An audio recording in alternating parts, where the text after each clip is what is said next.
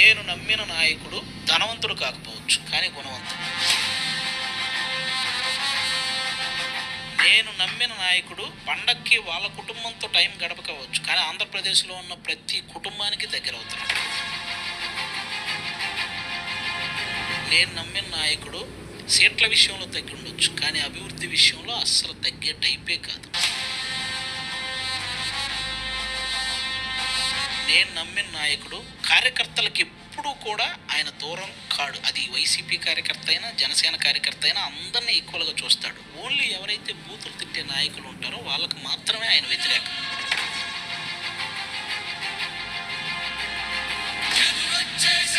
నేను నమ్మిన నాయకుడు అసలు జనాభా లెక్కల్లో ఒక్కడు కాదు, లెక్కలేనంత జనాభాకు ఒకే ఒక్కడు.